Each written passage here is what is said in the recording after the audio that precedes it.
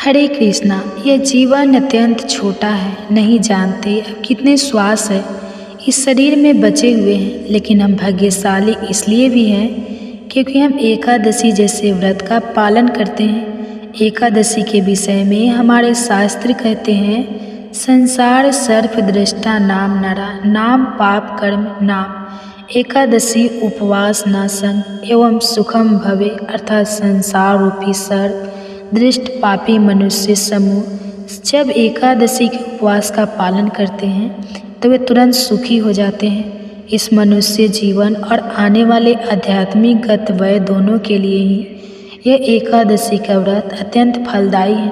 और फिर इस बार जो एकादशी तिथि आई है वो तो महाभाग्यशाली है, क्योंकि यह महाद्वादशी है जो कि संपूर्ण वर्ष में सिर्फ 8 बार आती है।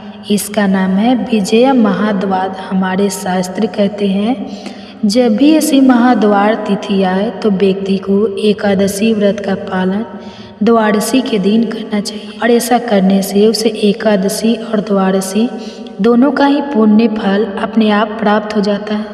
तो चलिए आज के इस पावन अवसर पर हम श्रवण करते हैं विजया एकादशी की पौराणिक कथा का। एक समय की बात है जब पांडवों में ज्येष्ठ युधिष्ठिर महाराज ने परम भगवान श्री कृष्ण से पूछा, हे वासुदेव, कृपया आप मुझे फाल्गुन मास के कृष्ण पक्ष में आने वाली विजया एकादशी के विषय में बताएं। उसका नाम क्या है और इस एकादशी व्रत का महात्म्य क्या है? कृपया विस्तार पूर्वक मुझे इस विषय में बताएं। प्रभु युधिष्ठिर महाराज की जिज्ञासा सुनकर मदन मोहन श्री कृष्ण ने उत्तर देते हुए कहा, हे राजन, अवश्य ही मैं आपको इस एकादशी के महात्म का वर्णन कह सुनाता हूँ। ध्यान पूर्वक सुनिए। फाल्गुन मास के कृष्ण पक्ष में आने वाली इस एकादशी को विजया एकादशी के नाम से जाना जाता है। जो भी व्यक्ति इस एकादशी व्रत का पालन करता है उसे इस भौतिक जीवन में हर प्रकार की सफलता प्राप्त होती है, और इस नश्वर देह का त्याग करने के बाद उसे आध्यात्मिक जगत की प्राप्ति होती है। अब मैं आपको इस एकादशी के विषय में एक कथा का वर्णन कह सुनाता हूँ, जो कि महान ऋषि नारद मुनि ने ब्रह्मा जी से सुनी थी। तो इस प्रकार भगवान श्री कृष्ण ने युधिष्ठिर महाराज को विजया एकादशी कथा सुनाना प्रारंभ किया। एक बार देवर्षि नारद ने अपने पिता ब्रह्मा जी से पूछा, हे पिताश्री, कृपया आप मुझे बताएं कि विजया एकादशी व्रत का पालन करने से जीवात्मा को क्या लाभ प्राप्त होता है? यह सुनकर ब्रह्मा जी ने उत्तर देते हुए कहा, हे मेरे प्रिय पुत्र, सबसे प्राचीन है यह व्रत और वह अत्यंत पवित्र है। वह हर प्रकार के पापों का नाश करने वाला है। यह एकादशी अपने नाम के अनुसार ही हर प्रकार का विजय प्रदान करने वाली है। एक बार भगवान श्री रामचंद्र अपने भाई लक्ष्मण और भार्या श्री सीता माता के साथ वनवास के समय में पंचवटी में वास कर रहे थे। अब एक दिन क्या हुआ कि दुष्ट रावण ने माता सीता का अपहरण कर लिया, और इस बात से अपनी मानव लीला निभाते हुए भगवान श्री राम सामान्य पुरुष की तरह ही अत्यंत व्यथी हो उठे। जब वे माता सीता को खोज रहे थे उस समय उन्हें मार्ग में जटायु मिले, जिन्होंने किस प्रकार दुष्ट रावण ने माता सीता का अपहरण किया था उसका पूरा वृत्तांत कह सुनाया। इसके पश्चाताप जटायु बैकुंठ लोक में चले गए। कुछ समय पश्चाताप भगवान श्री रामचंद्र और वानरों के राजा सुग्रीव के बीच मित्रता स्थापित हुई, जिनके साथ मिलकर उन्होंने वानरों और भालुओं की एक बड़ी सेना तैयार की। श्री राम ने हनुमान को माता सीता की खोज करने के लिए लंका भेजा, जहाँ हनुमान ने माता सीता को भगवान श्री राम की अंगूठी दिखाई और उनका संदेश भी दिया। वापस आकर हनुमान ने अशोक वाटिका में दुखम स्थिति में रह रही सीता माता की स्थिति का समाचार श्री राम को सुनाया, और उसके पश्चाताप भगवान श्री रामचंद्र बिना विलंब किए शीघ्र ही दक्षिण के समुद्र की ओर निकल पड़े। समुद्र तट पर पहुँचते ही उन्हें इस बात का अनुभव हुआ कि समुद्र अत्यंत गहरा है, और इतनी बड़ी सेना को समुद्र पार करवाना एक सबसे बड़ी चुनौती है। उस समय लक्ष्मण जी ने श्री रामचंद्र जी से कहा, हे प्रभु, आप तो सर्वज्ञ हैं। यहाँ से लगभग 4 मील की दूरी पर बादल गए भय ऋषि का आश्रम है। हमें उनके पास जाना चाहिए। वे अवश्य ही हमें इस समस्या का कोई समाधान बताएंगे। लक्ष्मण जी की बात सुनकर श्री राम और लक्ष्मण बगदलभारल प्रणाम किया और प्रार्थना की। भगवान श्री रामचंद्र और उनके सनातन साथी श्री लक्ष्मण को देखकर महान ऋषि बगदलभंगा को संबोधित करते हुए कहा, हे पुरुषोत्तम, आप मेरे जैसे तुच्छ मानव की कुटिया में किस प्रयोजन से पधारे हैं? मैं आपकी किस प्रकार सेवा कर सकता हूँ? प्रभु श्री राम ने उत्तर देते हुए कहा, हे ऋषि श्रेष्ठ, मैं यहाँ इस विशाल समुद्र के उस पार स्थित लंका नगरी पर आक्रमण करने और मेरी पत्नी सीता का अपहरण करने वाले दुष्ट रावण का संहार करने के लिए आया हूँ। मेरे साथ मेरे वानरों की सेना भी है। कृपया आप हमारा मार्गदर्शन करें कि किस प्रकार हम इतने विशाल योजन लंबे अम्बु को पार कर सकते हैं। बगभद्रा ऋषि व्रत के विषय में बताऊंगा, जिसका पालन करके आप रावण के ऊपर अवश्य विजय प्राप्त कर पाएंगे और आपकी कृति पताका 10 दिशाओं में लहराएंगी। फाल्गुन मास के कृष्ण पक्ष में आने वाली विजया एकादशी का श्रद्धापूर्वक व्रत पालन करने से आपकी विजय निश्चित है। अब मैं आपको इस व्रत की विधि सुनाता हूँ। दशमी के दिन सोने, चांदी, तांबे अथवा मिट्टी का एक कलश स्थापित करके उस कलश को जल से भरकर आम के पत्तों से उसे सजाएं। उसके ऊपर भगवान नारायण के स्वर्ण विग्रह की स्थापना करें। सप्त धान्य का आसन बनाकर उस पर इस कलश को स्थापित करें और अगले दिन विजया एकादशी पर प्रातः ब्रह्मा मुहूर्त में स्नान इत्यादि से स्वच्छ होकर इस कलश की पुनः स्थापना करें। फूलों की माला और चंदन के लेप से उसे सुशोभित करें। कलश के ऊपरी हिस्से में अनार, नारियल और जौ रखें। अपूर्ण भक्ति भाव और प्रेम पूर्वक इस कलश रूपी विग्रह की पूजा करें। उसे धूप, दीप, चंद, फूल और प्रसाद अर्पित करें। एकादशी के दिन संपूर्ण समय उसके सामने बैठकर हरि कथा का पठन और श्रवण करें। रात्रि में भी उसी स्थान पर जागरण करें। दूसरे दिन प्रातः उस कलश को किसी पवित्र नदी या जलाशय के समीप स्थापित करें और विधि पूर्वक पुनः उसकी पूजा करें। उसके पश्चाताप सुपात्र ब्राह्मण को इस कलश और उस पर रखे हुए नैवेद्य का दान दें। इसके साथ साथ अपने अनेक प्रकार के दान भी दे सकते हैं। इस प्रकार विधि पूर्वक विजय एकादशी व्रत का पालन करने से आपकी विजय अवश्य होगी। अपनी इस कथा को आगे बढ़ाते हुए ब्रह्मा जी ने नारद मुनि से कहा, हे नारद मुनि, बलभद्र ऋषि अनुसार श्री रामचंद्र जी ने इस विजया एकादशी व्रत का पालन किया और लंका पर विजय प्राप्त करके रावण का संहार किया। इसी प्रकार जो भी व्यक्ति इस विजया एकादशी का व्रत का पालन करेगा, उसे इस भौतिक जीवन में विजय और सफलता प्राप्त होगी और जीवन के अंत में उसे आध्यात्मिक गंतव्य भी प्राप्त होगा। ब्रह्मा जी और नारद मुनि के उस बात का समापन करते हुए भगवान श्री कृष्ण ने युधिष्ठिर महाराज से कहा, हे राजन, जो भी व्यक्ति इस विजया एकादशी कथा का पठन और श्रवण भी करता है, उसे वाजपेयी यज्ञ का फल प्राप्त होता है। इसलिए मनुष्य को इस विजया एकादशी व्रत का अवश्य पालन करना चाहिए। पुराणों के पन्नों से अभी अभी आपने सुनी इस विजया एकादशी की पौराणिक कथा।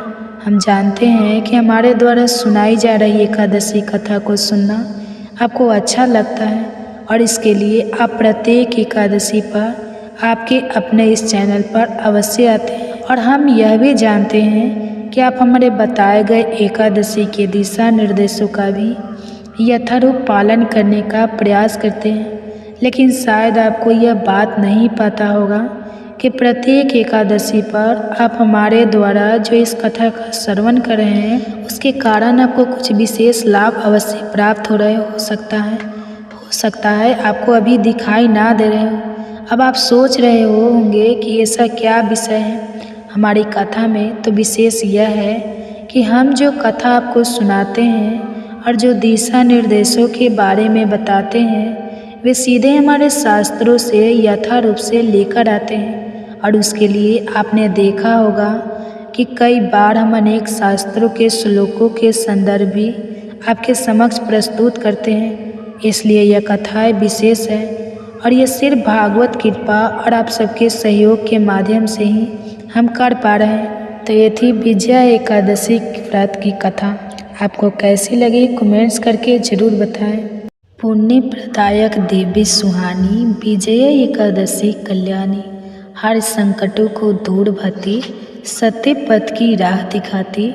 कलयुग में जो पाप बढ़ाए पुण्य बिना जो भाव में आए, उनके लिए यह व्रत है न्यारा, बने नैया जीवन का सहारा।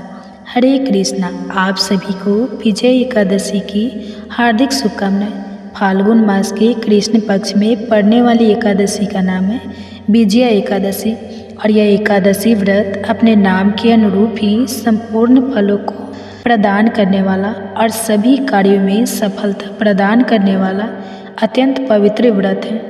विजया एकादशी परम पुण्यदायिनी और कल्याणकारी तिथि मानी जाती है। इस व्रत के प्रभाव से हर संकट टल जाता है और साधक को जीवन में विजय प्राप्त होती है। जो भी व्यक्ति पूर्ण श्रद्धा भक्ति भाव से इस व्रत को करता है और एकादशी के नियमों का पालन करता है, उसके अधूरे कार्य पूर्ण होते हैं और सफलता उसके कदम चूमती है। कलयुग में जहाँ पाप और अधर्म बढ़ रहे हैं, वही यह एकादशी सद्मार्ग दिखाने वाली दीप शिखा के समान है। जो इस व्रत को नहीं मानते वे अपने कार्यों में कभी सिद्धि नहीं प्राप्त करते और उन्हें अपने कामों में बहुत सारी बाधाओं का सामना भी करना पड़ता है। वही जो श्रद्धा और नियम पूर्वक इस व्रत का पालन करते हैं, वे न केवल सांसारिक सुख प्राप्त करते हैं बल्कि आध्यात्मिक उन्नति भी प्राप्त करते हैं। इस व्रत के प्रभाव से व्यक्ति को हर परिस्थिति में विजय मिलती है, चाहे वो लौकिक हो या फिर पारलौकिक। तो चलिए इसी पूर्ण दैनी विजया एकादशी की तिथि और शुभ मुहूर्त के बारे में जानते हैं। इस बार साल 2025 में फाल्गुन मास कृष्ण पक्ष की एकादशी तिथि 2 दिन रहने के कारण आपके मन में यह प्रश्न जरूर होगा कि व्रत किस दिन रखना ज़्यादा सही रहेगा। व्रत पारण मुहूर्त क्या रहेगा, हरिवासर का समय कब से कब तक रहेगा और एकादशी और द्वादशी तिथि के दिन रहने वाले पूजा के शुभ मुहूर्त कब से कब तक रहेंगे। अगर आपको ये जानकारी पसंद आए तो वीडियो को लाइक करके कमेंट बॉक्स में हरे कृष्णा लिखना मत भूलिए। साथ ही हमारे चैनल पर इस दिन एकादशी व्रत की कथा भी अवश्य सुनिए। इस बार फाल्गुन कृष्ण एकादशी तिथि प्रारंभ होगी 23 फरवरी दिन रविवार दोपहर 1:05 से। इससे पहले तक दशमी तिथि रहेगी और एकादशी तिथि समाप्त होगी 24 फरवरी दिन सोमवार को दोपहर 1:04 पर। इसलिए इस बार केवल 24 फरवरी दिन सोमवार को ही एकादशी का व्रत रहेगा। एकादशी के एक दिन पहले दशमी तिथि के नियमों का पालन किया जाएगा और तुलसी के पत्ते तोड़कर रख लिए जाते हैं। लेकिन रविवार के दिन ना तो तुलसी जी में जल दिया जाता है, ना ही तुलसी के पत्ते तोड़े जाते हैं। तो आप शनिवार को ही तुलसी के पत्ते तोड़कर रख लीजिएगा। 24 फरवरी सोमवार को ब्रह्मा मुहूर्त का समय रहेगा 5:19 से सुबह 6:07 तक। सूर्योदय होगा सुबह 6:56 पर। सूर्यास्त होगा शाम 6:02 पर। प्रातःकाल पूजा मुहूर्त सुबह 5:36 से 6:51 तक। शाम की पूजा का मुहूर्त रहेगा शाम 6:01 से 7:03 तक। इस बार सिद्धि योग भी इस दिन बन रहा है। सिद्धि योग सुबह 10:05 तक रहेगा। राहु काल सुबह 7:30 से 9 बजे तक रहेगा। जहाँ तक हो सके राहु काल का समय प्रारंभ होने से पहले पहले आप सुबह की पूजा कर सकते हैं। द्वादशी तिथि प्रारंभ होगी 24 फरवरी दिन सोमवार को दोपहर 1:45 से और द्वादशी तिथि की शुरुआत के साथ ही हरिवासर का समय भी शुरू हो जाता है। जब तक हरिवासर रहता है व्रत नहीं खोला जाता। द्वादशी तिथि समाप्त होगी 25 फरवरी मंगलवार को दोपहर 12:47 पर। एकादशी का व्रत हमेशा शुभ मुहूर्त और शुभ तिथि के अनुसार ही रखना चाहिए। इसलिए इस बार केवल 24 फरवरी सोमवार को ही व्रत रहेगा। चाहे गृहस्थ जन हो या वैष्णव जन हो, आप बिल्कुल भी कंफ्यूज मत होइएगा। आप जानते हैं द्वादशी तिथि के मुहूर्त के बारे में। 25 फरवरी मंगलवार को सूर्योदय होगा सुबह 6:55 पर। सूर्यास्त होगा शाम 6:24 पर। ब्रह्म मुहूर्त सुबह 5:18 से 6:06 तक। प्रातः काल पूजा मुहूर्त रहेगा सुबह 5:35 से 6:50 तक। अभिजीत मुहूर्त दोपहर 1:12 से 2 बजे तक रहेगा। राहु काल दोपहर 3 बजे से 4:30 बजे तक रहेगा। हरिवासर का समय समाप्त होगा 24 फरवरी दिन सोमवार को शाम 7 बजे तक। ध्यान रखिएगा सोमवार को दोपहर 12:47 से ही हरिवासर का समय भी प्रारंभ हो जाएगा और शाम 7 बजे तक रहेगा। और जो लोग हरिवासर के समय व्रत खोलते हैं उनके द्वार रखे गए समस्त एकादशी व्रतों का पुण्य नष्ट हो जाता है। इसलिए व्रत रखने के साथ साथ व्रत पारण मुहूर्त की जानकारी भी आपको होनी चाहिए। और इस बार विजय एकादशी व्रत का पारण किया जाएगा, यानी व्रत खोला जाएगा 25 फरवरी मंगलवार को सुबह 6:56 से 9:08 के बीच में। एकादशी के दिन विधि विधान से भगवान का पूजन करके द्वादशी तिथि को शुभ मुहूर्त में व्रत खोलने से पहले भगवान को तुलसी के पत्ते सहित पंचामृत का या खिचड़ी का भोग लगाकर उसी को प्रसाद रूप में ग्रहण करके अपना व्रत खोलना चाहिए। भक्तों की रक्षा करें, आप सभी भक्तों की मनोकामनाएं पूरी करें। आज सफला एकादशी की द्वादशी तिथि पर तुलसी माता की बड़ी ही पावन कथा का श्रवण कराएंगे। तो श्रोताओ आइए बड़े ही प्रसन्न चित्त मन से इस कथा का रसपान कीजिए। सौरण मुनि की पुत्री तुलसी अपूर्व सुंदरी थी। उनकी इच्छा थी कि उनका विवाह भगवान नारायण के साथ हो। इसके लिए उन्होंने नारायण पर्वत की घाटी में स्थित वद्री वन में घोर तपस्या की। दीर्घ काल तक तपस्या के उपरांत ब्रह्मा जी ने प्रसन्न होकर दर्शन दिया और वर मांगने को कहा। तुलसी जी ने कहा, सृष्टिकर्ता ब्रह्मादेव आप अंतर्यामी हैं, सबके मन की बात जानते हैं। फिर भी मैं अपनी इच्छा आपसे बताती हूँ। मैं चाहती हूँ कि भगवान श्री नारायण मुझे पति रूप में मिले। ब्रह्मा जी ने कहा, तुम्हारा अभिसत्ता अपने पूर्व जन्म में किसी अपराध के कारण तुम्हें श्राप मिला है। इसी प्रकार भगवान श्री नारायण के एक पार्षद को भी दानव कुल में जन्म लेने का श्राप मिला है। दानव कुल में जन्म लेने के बाद भी उस समय नारायण का अंश विद्यमान रहेगा। इसलिए इस जन्म में पूर्व जन्म के पाप के शमन के लिए संपूर्ण नारायण तो नहीं मिलेंगे, लेकिन नारायण के अंश से युक्त दानव कुल में जन्मे उस श्रापग्रस्त पार्षद से तुम्हारा विवाह होगा। श्राप मुक्त होने पर भगवान श्री नारायण सदा सर्वदा के लिए तुम्हारे पति हो जाएंगे। तुलसी ने ब्रह्मा के इस वर को स्वीकार किया, क्योंकि मानव कुल में जन्म के कारण उस मायावी भोग को तो भोगना ही था। तुलसी वद्री वन में ही रहने लगी। नारायण का वह पार्षद दानव कुल में जलंधर के नाम से पैदा हुआ था। कुछ दिनों बाद वह भ्रमण करता हुआ वद्री वन में आया। यह तुलसी को देखते ही वह उस पर मंत्र मुग्ध हो गया। तुलसी के सामने उसने अपने विवाह का प्रस्ताव रखा। इतने में ही वहाँ ब्रह्मा जी आ गए और तुलसी से कहा, तुलसी को देखो कैसा देवोप उसका स्वरूप है। दानव कुल में जन्म लेने के बाद भी लगता है जैसे इसके शरीर में नारायण का वास हो। तुम प्रस्ताव को सहज स्वीकार कर लो। तुलसी को भी लगा कि उसकी तपस्या पूर्ण हुई, उसे इच्छित फल मिला है। जलंधर के साथ उसका गंधर्व विवाह हो गया और वह जलंधर के साथ उसके महल में पत्नी बनकर आ गई। जलंधर ने अपनी परम सुंदरी सती साध्वी पत्नी तुलसी के साथ बहुत दिनों तक राज्य किया। उसने अपने राज्य का इतना विस्तार किया कि देवलोक तक उसके अधिकार में आ गया। स्वर्ग का सुख भोगने वाले देवताओं की दशा भिखारियों जैसी हो गई। जलंधर किसी को न कष्ट नहीं देता था, पर अधिकार और राज्य छीन जाने से सारे देवताओं मिलकर ब्रह्मा विष्णु और शिव जी की सभा में गए तथा अपनी विपत्ति सुनाई। ब्रह्मा जी ने कहा, तुलसी परम साध्वी है, उसका विवाह जलंधर से मैंने ही कराया था।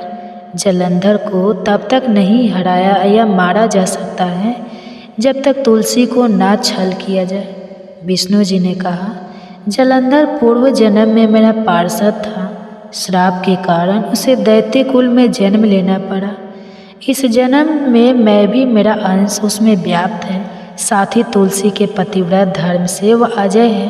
फिर देवताओं की सहमति से भगवान शिव ने जलंधर के पास संदेश भेजा कि या तो वह देवताओं को राज्य लौटा दे या फिर उनसे युद्ध करे।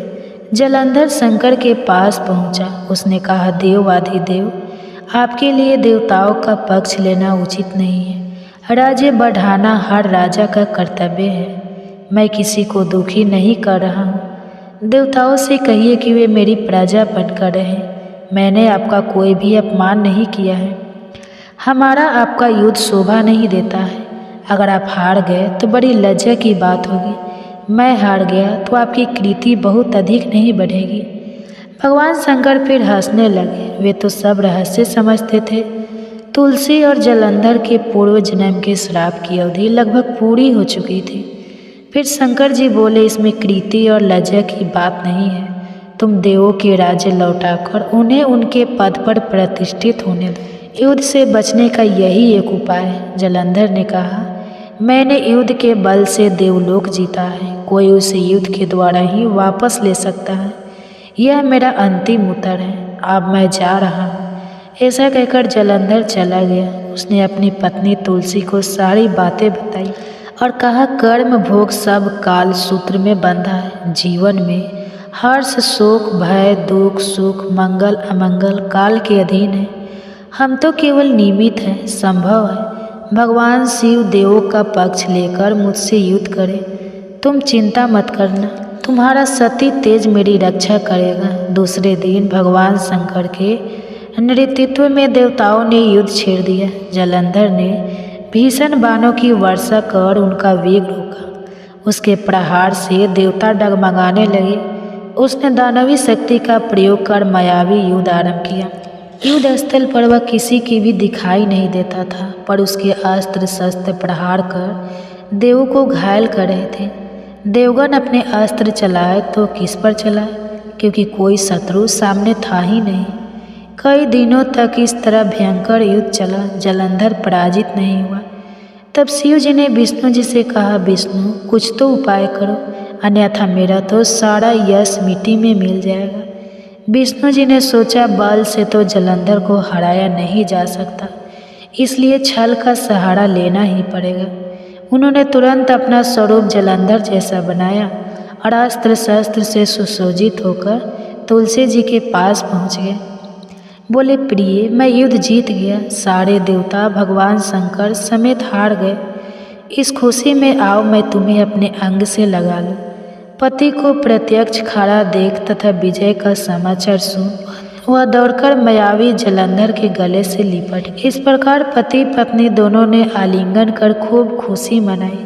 पर पुरुष के साथ इस प्रकार के व्यवहार से उसका सती तेज नष्ट हो गया।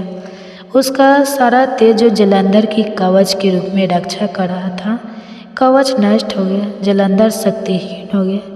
यह जानते ही भगवान शंकर ने अपने त्रिशूल से प्रहार किया। त्रिशूल के लगते ही जलंधर जलकर भस्म हो गया। जलंधर के मरने की बात को जानकर विष्णु अपने असली रूप में आ गए। सामने अपने पति जलंधर के स्थान पर भगवान विष्णु को खड़ा देख तुलसी बहुत दुख हुई। उसे पता लग गया कि स्वयं नारायण ने उसके साथ छल किया है। क्रोध में आकर तुलसी जी ने श्राप दिया, एक सती स्त्री का सतीत्व भंग करने के अपराध में तुम हृदयहीन पत्थर हो जाओ। विष्णु जी ने तुलसी के श्राप को सिरोधार्य कर कहा, देवी, तुम्हारे तथा जलंधर के कल्याण के लिए मुझे ऐसा करना पड़ा। तुम दोनों को श्राप मुक्त करना था। तुम भी अब अपना शरीर त्याग तुलसी बिरवा के रूप में जन्म लोगी और मेरी पूजा तुलसी दल के होगी। मैं शालिग्राम पत्थर बनूंगा। मेरी शीश पर तुम आदर से विराजमान होगी। तुम्हारे पति की हड्डियों के चूर्ण से शंख की उत्पत्ति होगी। उस शंख ध्वनि से देवताओं तथा मेरी पूजा आराधना होगी। जहाँ शंख ध्वनि होगी वहाँ मंगल में मैं विराजमान रहूँगा। तुमने पूर्व जन्म में बद्री वन में मुझे पाने के लिए बड़ी तपस्या की थी। अब अगले जन्म में मैं नारायण प्रस्थ के रूप में बद्री वन में स्थापित होऊंगा और मेरी पूजा अर्चना फल फूल से ना होकर तुलसी तुम्हारे दल से होगी। मेरी शीश पर विराजमान होकर तुम मुझसे भी ऊंचा पद प्राप्त करोगे। बोलिए श्री लक्ष्मी नारायण भगवान की जय। बोलिए श्री तुलसी जी शालिग्राम जी की जय। जय जय श्री राधे कृष्ण। अब आइए तुलसी की एक और पौराणिक कथा का श्रवण करते हैं, ननद और भाभी की कथा। बात है, एक परिवार में ननद और भाभी साथ साथ रहा करती थी। ननद का विवाह अभी नहीं हुआ था। वह तुलसी जी के पौधे की बहुत सेवा करती थी। नियम से तुलसी को सींचती और दीपक जलाती थी, लेकिन उसकी भाभी को यह सारी बातें बिल्कुल भी पसंद नहीं थी। जब कभी उसकी भाभी को बहुत ज़्यादा गुस्सा आता, तब वह अपनी ननद को ताना देते हुए कहती कि जब तुम्हारा विवाह होगा तो मैं इस तुलसी को ही बारातियों की खाने को दूंगी और तुम्हारे दहेज में भी तुलसी ही दूंगी। तुम्हें और कोई काम धंधा है नहीं, जब देखो तुलसी की ही सेवा करती रहती हो। कुछ समय बीत जाने पर ननद का विवाह तय हो गया। विवाह के दिन भाभी ने अपने कहे अनुसार बारातियों के सामने तुलसी का गमला फोड़ दिया, जिसकी सेवा उसकी ननद किया करती थी, और तुलसी के पत्ते खाने के लिए सभी बारातियों को दे दिए। तुलसी जी की कृपा से वह फूटा हुआ गमला कई सारे स्वादिष्ट पकवानों में बदल गया। भाभी ने गहनों के नाम पर तुलसी की मंजरी से बने हुए गहने अपनी ननद को पहना दिए। तुलसी जी की कृपा से देखते ही देखते तुलसी जी की मंजरी से बने वह गहने भी सुंदर सोने जवाहरात में बदल गए। इतना ही नहीं, भाभी ने मारे क्रोध के वस्त्रों के स्थान पर तुलसी का जनेऊ रख दिया और वह भी रेशमी और सुंदर वस्त्रों में बदल गया। अब जब ननद अपनी ससुराल में पहुंची तो ससुराल में तो उसके दहेज की बहुत प्रशंसा हुई। यह बात भाभी के कानों तक भी पहुंची। उसे बहुत आश्चर्य हुआ कि उसने सोचा कि उसने तो ननद के गहने, कपड़े और जनेऊ तक तुलसी जी के ही रखे थे और तुलसी जी की मंजरी रखी थी। यह सब जानकर भाभी को बहुत आश्चर्य हुआ। अब उसे तुलसी जी की पूजा का महत्व समझ में आ गया था। उस भाभी की भी एक बेटी थी। वह तब अपनी बेटी से कहने लगी कि बेटी, तुम भी तुलसी जी की सेवा किया करो, तुम्हें भी तुम्हारी बुआ की तरह फल मिलेगा। वह ज़बरदस्ती अपनी बेटी से तुलसी महारानी की सेवा करने को कहा करती, लेकिन लड़की का मन तो तुलसी की सेवा में लगता ही नहीं था। धीरे धीरे समय बीतता गया और भाभी की लड़की बड़ी हो गई। अब उसके विवाह का समय आ गया।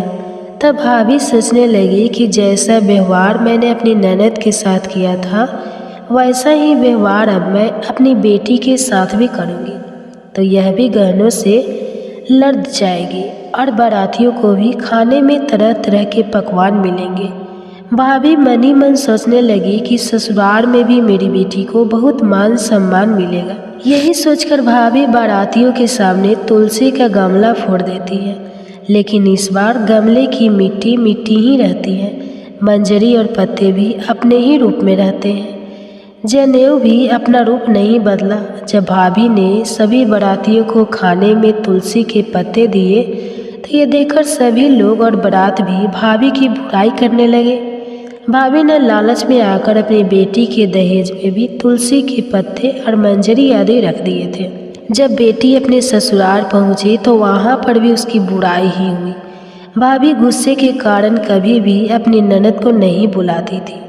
एक दिन भाई ने सोचा कि मेरी पत्नी तो मेरी बहन को बुलाती नहीं है, क्यों ना मैं ही अपनी बहन से मिलकर आऊँ। यह सोचकर उसने अपनी पत्नी से कहा और कुछ उपहार अपनी बहन के लिए ले जाने की बात कही। तो भाभी ने थैले में ज्वार भरकर कह दिया कि यह लो और कुछ नहीं है, तुम यही लेकर जाओ। तब भाई बहुत दुखी मन से अपनी बहन के पास चल दिया। रास्ते में वह सोचता रहा कि कोई भला भाई अपनी बहन के घर ज्वार कैसे ले जा सकता है। यही सोचकर वह एक गौशाला के पास रुक गया और ज्वार का वह थैला उसने एक गाय के सामने पलट दिया। तभी एक ग्वाले ने यह सब देख लिया। तब उस ग्वाले ने आकर उसके भाई से कहा कि अरे, आप गाय के सामने यह हीरे मोती और सोना क्यों डाल रहे हो, इसे तो घास डालनी होती है। तब भाई ने मुड़कर देखा तो वह हैरान रह गया। फिर भाई ने ग्वाले की सारी बात बताई और धन लेकर खुशी खुशी अपनी बहन के घर चल दिया। दोनों भाई बहन एक दूसरे को देखकर बहुत प्रसन्न हो गए। तब बहन ने तुलसी माता से सच्चे मन से प्रार्थना की कि उसकी भाभी को सद्बुद्धि प्राप्त हो जाए और तुलसी माता की कृपा से उनके घर में सुख समृद्धि और धन के भंडार भर जाए। तब कुछ दिनों के बाद देखते ही देखते भाभी का मन बदल गया और वह अपनी ननद को बहुत सम्मान देने लगी और वह भी सच्चे मन से तुलसी जी की सेवा करने लगी। तुलसी माता की कृपा से उनके घर में सुख समृद्धि के भंडार भर गए। उनके घर में अब कलह कलेश नहीं होता था और सभी सुख से रहने लगे। तो प्रेम से बोलिए तुलसी माता की जय। अब आइए सुनते हैं कार्तिक स्नान की कथा, जिसे सुनने से घर में सुख समृद्धि का वास होता है। एक बार एक बूढ़ी माई थी जो चतुर्मास में पुष्कर स्नान किया करती थी। उनका एक बेटा और बहू थी। एक दिन बूढ़ी माई ने अपनी बहू को फलाहार बनाने को कहा तो बहू ने खाली टिफिन ही रख दिया। बेटा माँ को पहचानने के लिए पुष्कर गया तो रास्ते में एक जगह पर बेटा माँ से बोला, माँ फलाहार कर लो। जहाँ पानी मिला वहीं पर वह बूढ़ी माई अपने बेटे के साथ फलाहार करने बैठ गई तो भगवान की कृपा से खाली टिफिन फलों से भर गया। माँ ने फलाहार कर लिया और बेटा पुष्कर में माँ के रहने के लिए झोपड़ी बनाकर वापस घर आ गया। रात में बूढ़ी माई के दरवाजे पर सावन मास आया और दरवाज़ा खटखटा कर बोला, बूढ़ी माई दरवाज़ा खोल। तब बूढ़ी माई ने पूछा, आप कौन हो? तो उसने बोला कि सावन मास ने कहा मैं श्रावण मास हूँ। बूढ़ी माई ने तुरंत दरवाज़ा खोल दिया। बूढ़ी माई ने भगवान शिव और देवी पार्वती की पूजा अर्चना की, बेलपत्र से अभिषेक किया। जाते समय श्रावण मास ने बूढ़ी माई को खूब आशीर्वाद दिया और झोपड़ी की एक दीवार सोने की हो गई। इसके बाद भाद्रपद मास आया। उसने भी दरवाज़ा खोलने के लिए बूढ़ी माई से कहा। बूढ़ी माई ने दरवाज़ा खोला, सत बनाकर कजरी तीज मनाई। भाद्रपद मास ने बूढ़ी माँ को आशीर्वाद दिया और झोपड़ी की तीसरी दीवार भी सोने की हो गई। आश्विन मास आया और उसने भी दरवाज़ा खटखटाकर खोलने को कहा। बूढ़ी माई ने दरवाज़ा खोला, पितरों का तर्पण कर ब्राह्मण भोज कराकर श्राद्ध किया। फिर नवरात्रि में माँ दुर्गा को अखंड ज्योति जलाकर प्रसन्न किया। सत्य की विजय दिवस के रूप में और बुराई के अंत की खुशी में दशहरा मनाया। आश्विन मास नेते समय प्रसन्न होकर बूढ़ी माई की झोपड़ी की तीसरी दीवार भी बहुमूल्य हीरे रत्नों से जड़ दी और बूढ़ी माई को सदैव प्रसन्न रहने का आशीर्वाद दिया। इन सब के बाद कार्तिक मास आया। उसने भी बूढ़ी माई को दरवाज़ा खोलने को कहा। फिर क्या था, बूढ़ी माई ने दरवाज़ा खोला, अति प्रसन्न मन से कार्तिक स्नान किया, दीप दान कर दिवाली, गोवर्धन पूजा, भैया दूज, गोपाष्टमी, आंवला नवमी मनाई। कार्तिक मास ने जाते समय आशीर्वाद दिया और झोपड़ी के स्थान पर महल बना गया। बूढ़ी माई अब गरीबों की सेवा कर भजन कीर्तन में अपना समय बिताने लगी। कुछ समय बाद बेटा जब अपनी माँ को लेने आया तो माँ और झोपड़ी को पहचान नहीं सका। तत्पश्चात बेटा पड़ोस में जाकर पूछा। जब पड़ोसियों ने बताया तो बेटा माँ के चरणों में गिरकर बोला, माँ घर चलो, और सारे सामान के साथ वह अपनी माँ को घर लेकर आया। सासू माँ के ठाठ देकर बहू के मन में लालच आ गया और उसने अपनी माँ को भी पुष्कर छोड़कर आने को कहा। तो उसका पति अपनी सास को भी पुष्कर में छोड़ आया, परंतु बहू की माँ की धर्म कर्म में बिल्कुल भी रुचि नहीं थी। वह तो 4 समय भोजन करती और दिन भर सोती। चारों मास उसके दरवाजे पर भी उसी तरह है जैसे बूढ़ी माई के दरवाजे पर आए और चले गए। जाते समय झोपड़ी जो भी थी वह भी गिर गई और बूढ़ी की माँ पुण्य मिलने के बजाय गधी की योनि में चली गई, क्योंकि स्त्री लक्ष्मी जी का रूप है और लक्ष्मी जी की तरह चंचल होना चाहिए, निश्चल होना चाहिए। भगवान की पूजा और अतिथि का सम्मान तथा दान पुण्य करना चाहिए। कुछ समय बाद बहू ने अपने पति से कहा कि जाओ और माँ को ले आओ। जब जम्हाई राजा सास को लेने गया तो वह कहीं नहीं मिली। लोगों से पूछने पर लोगों ने बताया कि तेरी सास धर्म कर्म कुछ भी नहीं करती थी, बस खाती थी और सोती थी, जिससे वह गधा की योनि में चली गई। जमाई ने देखा कि ये गधी वहाँ पर खड़ी हुई है, तो जमाई अपनी सास यानी उस गधी को बांधकर घर ले आया और उसकी पत्नी ने पूछा, मेरी माँ कहाँ है? तब पति ने कहा कि तुम्हारे लालच की वजह से तुम्हारी माँ गधी की योनि में आ गई है। बड़े बड़े विद्वानों, ब्राह्मण, ऋषि मुनियों से पूछने पर उन्होंने बताया कि तुम्हारी सास के स्नान किए पानी से स्नान करने पर उसे मनुष्य योनि मिलेगी। तब बहू ने ऐसा ही किया और उसकी माँ पुनः मनुष्य योनि में आ गई। हे गाधा दामोदर भगवान, जैसा बुढ़िया माई को दिया वैसा सबको देना। कथा कहने वाले को, सुनने वाले को और हुंकारा भरने वाले को सबको देना। आप सुनिए कार्तिक मास महात्म्य में आज का अध्याय। एक दिन महाराज पृथु ने नारद जी से पूछा, हे देवर्षि नारद जी, समस्त गोपियों में राधा जी ही भगवान श्री कृष्ण को इतनी प्रिय क्यों है तथा कार्तिक मास में भगवान कृष्ण के साथ उनकी ही पूजा क्यों होती है? नारद जी ने कहा, हे राजन, पहले मनवंतर में पंचाल देश में प्राचीन वेही नाम का एक राजा था। उसने विष्णु भगवान का एक अत्यंत सुंदर और विशाल मंदिर बनवाया। उसमें नित्य प्रति विधि विधान से भगवान का पूजन हुआ करता था। उसी नगर की एक अति सुंदर स्त्री प्रेम में वहल होकर भगवान के सामने मोहक नृत्य किया करती थी। उसकी हर समय एकमात्र यही लालसा रहती थी कि वह किसी तरह भगवान के गले में बाहें डालकर नृत्य करे। एक दिन उसने अपना समस्त धन गरीबों में बांट दिया और भगवान के सम्मुख नाचते हुए अपने प्राण त्याग दिए। स्वर्ग में वह स्त्री चंद्रकृति नामक अत्यंत सुंदर देवांगना बनी। एक दिन वह दर्पण में अपना अद्भुत रूप लावण्य देखकर मन ही मन कहने लगी कि भगवान के अतिरिक्त अन्य कोई मेरा पति नहीं हो सकता। ऐसा विचार करके वह भगवान की छवि मन में धारण कर नृत्य करने लगी। कुछ समय बाद दैत्यों के आतंक से दुखी होकर समस्त देवता ब्रह्मा जी की शरण में गए।